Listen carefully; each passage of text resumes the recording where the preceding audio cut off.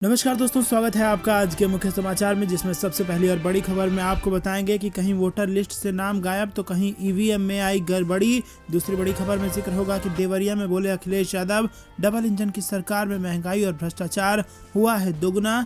तीसरी बड़ी खबर में जिक्र होगा कि कांग्रेस का केंद्र पर हमला, रणदीप सुरजेवाला बोले यूक्रेन में जिंदगी और मौत से जूझ रहे भारतीय पर मोदी चुनाव प्रचार में है व्यस्त। चौथी बड़ी खबर में आपको बताएंगे कि स्वामी प्रसाद मौर्य ने बताया सरकार बनने पर किन से लिया जाएगा बदला, खुद को अर्जुन और अखिलेश को कहा कृष्ण। और पांचवी बड़ी खबर में आपको बताएंगे कि प्रयागराज में पोलिंग बूथ के पास हुआ विस्फोट, एक की गई जान, दूसरा घायल, जांच में हुआ बड़ा खुलासा। दोस्तों, हर एक खबर की गहराई में आपको ले जाएंगे, लेकिन उससे पहले अगर आपको भी ऐसा लगता है कि यूपी में सरकार बदलनी तय है तो वीडियो लाइक करके अपना समर्थन दर्ज कराइए। साथ ही साथ कमेंट में बताइए कि किसकी बन रही है सर, और लाल बटन को दबा के चैनल को सब्सक्राइब करके रख लीजिए और ज्यादा लोगों तक वीडियो शेयर कीजिए। दोस्तों, रुक करते हैं सबसे पहली और बड़ी खबर की तरफ।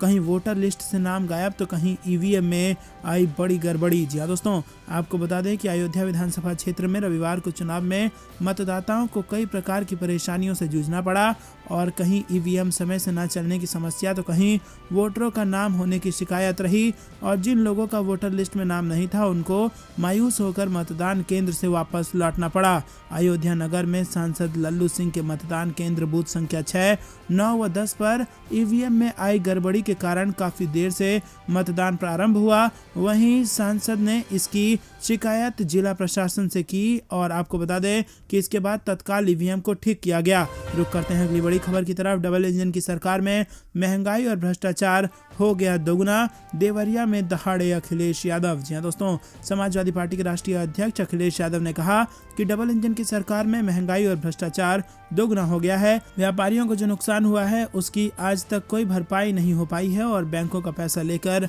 उद्योगपति भाग रहे हैं। काला धन वापस लाने और भ्रष्टाचार खत्म करने के लिए नोटबंदी की गई, जबकि हो गया इसका उल्टा।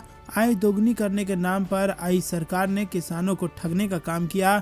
पानी के जहाज, बंदरगाह, रेलगाड़ी, रेलवे स्टेशन, यहाँ की जमीन बेच दिया, और कहा कि जब सब बिक जाएगा तो नौकरी और रोजगार कौन देगा। रविवार को महुआनी चौराहे पर आयोजित चुनावी जनसभा को संबोधित वो कर रहे थे।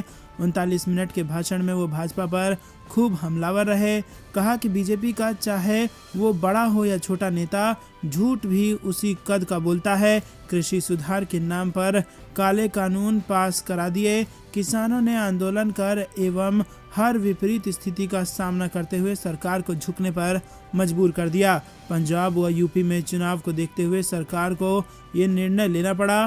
किसानों ने अन्न संकल्प ले लिया है कि बीजेपी के लोगों और उनके प्रत्याशी इस बार 700 बार उठक बैठक लगवाएंगे। डीजल, पेट्रोल, खाद, बीज और तेल की महंगाई से सब परेशान हैं। बाबा मुख्यमंत्री कह रहे थे कि गर्मी निकाल देंगे, वोट पड़ेगा तो गर्मी निकालने वालों की भाप निकाल देंगे। सपा सरकार बनी तो फौज और पुलिस में भर्तियां निकलेंगी, 3 साल में भर्ती अभी नहीं हुई है। दोस्तों, रुक करते हैं अगली बड़ी खबर की तरफ। कांग्रेस का केंद्र पर हमला, रणदीप सुरजेवाला बोले कि यूक्रेन में जीवन और मौत से जूझ रहे भारतीय पर पीएम मोदी चुनाव प्रचार में है व्यस्त। जी हाँ दोस्तों, उत्तर प्रदेश विधानसभा चुनाव के लिए 5वें फेज के लिए वोटिंग हो रही है। सभी नेता लगातार चुनाव प्रचार कर रहे हैं। प्रधानमंत्री नरेंद्र मोदी रविवार को अपने संसदीय क्षेत्र बनारस में जनसभा को संबोधित करने वाले हैं। उससे पहले कांग्रेस ने केंद्र सरकार पर निशाना साधा है। कांग्रेस ने कहा कि उग्र सैन्य संघर्ष के बीच कई भारतीय नागरिक यूक्रेन में फंसे हुए हैं, और सरकार उत्तर प्रदेश विधानसभा चुनाव के लिए प्रचार में व्यस्त है। कांग्रेस नेता रणदीप सुरजेवाला ने कहा कि सरकार को उन छात्रों की चिंता नहीं है जो युद्धग्रस्त देश में फंसे हुए हैं।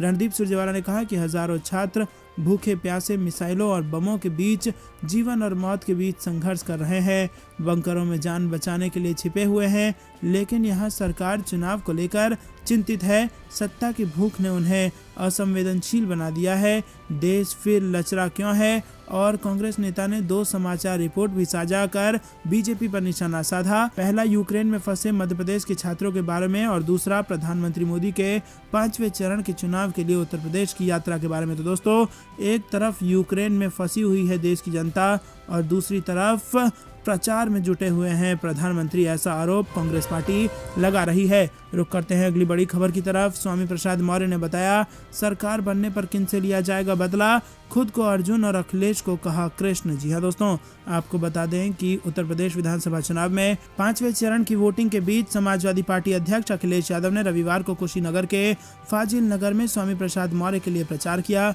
चुनाव से ठीक पहले योगी सरकार से इस्तीफा देकर सपा में शामिल हुए स्वामी प्रसाद मौर्य ने अखिलेश यादव की मौजूदगी में भारतीय जनता पार्टी पर जमकर हमले किए। स्वामी प्रसाद मौर्य ने इस चुनाव को महाभारत बताकर खुद को अर्जुन कहा तो अखिलेश को कृष्ण कहा। दोस्तों रुक करते हैं अगली बड़ी खबर की तरफ। प्रयागराज में पोलिंग बूथ के पास विस्फोट, एक की मौत, दूसरा घायल, जांच में हुआ बड़ा खुलासा। जी हाँ दोस्तों, आपको बता दें कि उत्तर प्रदेश के प्रयागराज से ये बेहद बड़ी खबर आ रही है। यूपी चुनाव के 5वें चरण में प्रयागराज के करेली में 12 सीटों पर वोटिंग हो रही थी और इसी बीच बम धमाके में एक युवक की जान चली गई, जबकि दूसरा युवक गंभीर रूप से घायल हो गया है। अब तक मिली जानकारी के अनुसार साइकिल पर बम टांग कर रखा गया था और इसी दौरान धमाके से हादसा हो गया। दरअसल ये पूरी घटना जिले के करेली थाना क्षेत्र की है। यहाँ संदिग्ध विस्फोट होने से एक व्यक्ति की जान चली गई, जबकि दूसरा मामूली रूप से घायल है। जानकारी के मुताबिक वो साइकिल में झोला टांग कर कहीं जा रहे थे। अचानक गिरने के कारण विस्फोट हो गया। घटना की सूचना पर पहुंची पुलिस ने मृतक का शव पोस्टमार्टम के लिए भेज दिया है और वहीं घायल से उपचार के बाद पूछताछ की जा रही है। दोस्तों रुक करते हैं अगली बड़ी खबर की तरफ। हिम्मत कैसे हुई ये कहने की, पीएम मोदी के नमक वाले भाषण पर भड़क गई प्रियंका गांधी और ऐसे दिया जवाब। जी हाँ दोस्तों, यूपी विधानसभा चुनाव में नेताओं की जुबानी जंग तेज होती जा रही है। पिछले दिनों प्रधानमंत्री मोदी ने एक सभा को संबोधित करने के दौरान एक बुजुर्ग का किस्सा सुनाते हुए कहा था कि मैंने एक वीडियो देखा जिसमें एक महिला कह रही है कि मैंने तो मोदी का नमक खाया है, मैं उन्हें धोखा नहीं दूंगी। पीएम मोदी के इस बयान पर सोशल मीडिया पर विपक्षियों ने तीखा प्रहार किया था। अब कांग्रेस की महासचिव प्रियंका गांधी वाड्रा ने पीएम मोदी पर पलटवार किया। एक जनसभा को संबोधित करते हुए प्रियंका गांधी ने कहा कि क्या आप अपने बच्चों को इसलिए बड़ा करते हैं कि एक बोरा राशन का इंतजार करते रहें? क्या आप चाहते हैं कि आपके सामने एक ऐसा प्रधानमंत्री हो जिनकी ये कहने की हिम्मत हो कि देश के बुजुर्गों ने मेरा नमक खाया है? पीएम मोदी के बयान का जिक्र कर प्रियंका गांधी ने कहा कि आप चाहते हैं कि प्रधानमंत्री ये सोचे कि आपने उनका नमक खाया है। इसी के साथ प्रियंका गांधी ने कहा कि नमक राजनीतिक दलों ने आपका खाया है और सत्ता आपसे उधार मिली है। सत्ता उनकी नहीं आपकी है। मैं सिर्फ उनकी बात नहीं कर रही हूं बल्कि अपनी भी बात कर रही हूं। कल अगर आप मुझे सत्ता दें, मैं काम ना करूं और मेरी मानसिकता ये बन जाए कि एक बुरा राशन देकर मैंने आप पर कोई बड़ा एहसान कर दिया है तो आप मुझे भी खदेड़ देना। दोस्तों रुक करते हैं अगली बड़ी खबर की तरफ। जिस दिन लगा भ्रष्टाचार का आरोप उसी दिन राजनीति को ठोकर मार बैठ जाएंगे, आजमगढ़ में बोले राजनाथ सिंह। जी हाँ दरअसल दोस्तों आपको बता दें कि उत्तर प्रदेश में रविवार को 5वें चरण के लिए 61 विधानसभा सीटों पर मतदान हुआ। एक तरफ जहां यूपी में वोटिंग हुई तो वहीं दूसरी तरफ अगले चरण के लिए नेताओं ने अपनी ताकत झोंक दी। रविवार को आजमगढ़ में बीजेपी नेता और रक्षा मंत्री राजनाथ सिंह ने एक रैली को संबोधित किया और इस दौरान उन्होंने समाजवादी पार्टी पर जमकर हमला बोला। राजनाथ सिंह ने कहा कि कहने को कहते हैं कि हम समाजवादी हैं, नाम रख दिया समाजवादी पार्टी। समाजवाद उन्हें छूकर भी नहीं गया। समाजवादी वो होता है जो जनता को भय और भूख से निजात दिला दे। ये समाजवादी पार्टी जब सत्ता में आती है तो जनता में भूख और भय बढ़ जाता है। तो दोस्तों इसका पलटवार समाजवादी पार्टी ने ये कहकर किया है कि भाजपा में जो बड़ा नेता है वो बड़ा झूठ बोलता है, जो छोटा नेता है वो छोटा झूठ बोलता है और जो सबसे बड़ा नेता है वो सबसे बड़ा झूठ बोलता है। तो दोस्तों क्या आप भी अखिलेश यादव की इस बात का समर्थन करते हैं? तो वीडियो लाइक करना मत भूलिएगा। रुक करते हैं अगली बड़ी खबर की तरफ, जिसमें आपको बता दें कि गोरखपुर में अखिलेश यादव ने बीजेपी पर साधा निशाना। कहा भाजपा ने देश और प्रदेश को पीछे ले जाने का किया है काम। जी हाँ दोस्तों, आपको बता दें कि यूपी विधानसभा चुनाव के 4 चरणों का मतदान पूरा हो चुका है। राज्य में 5वें चरण का मतदान जारी है, लेकिन इसके साथ ही सभी राजनीतिक दलों ने बाकी 2 बचे चरणों के मतदान को लेकर चुनाव प्रचार प्रसार को तेज कर दिया है। इसी कड़ी में समाजवादी पार्टी अध्यक्ष अखिलेश यादव गोरखपुर के चिल्लूपार विधानसभा से सपा प्रत्याशी विनय तिवारी की ऐतिहासिक जीत के लिए जनसभा को संबोधित उन्होंने किया।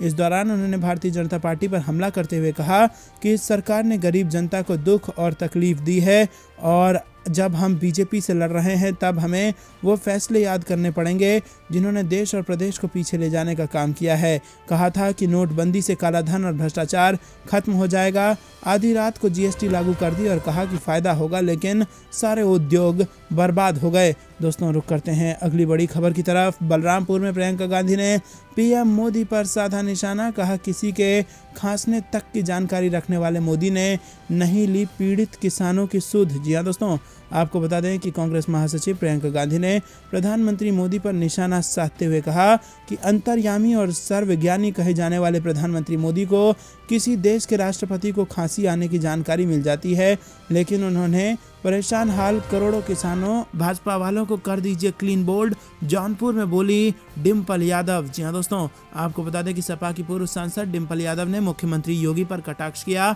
कहा कि गर्मी निकालने वालों का पता नहीं चल रहा है, उनको शायद ये नहीं मालूम कि अब मौसम बदल गया है। ये जनता के उत्साह को देखकर लग रहा है।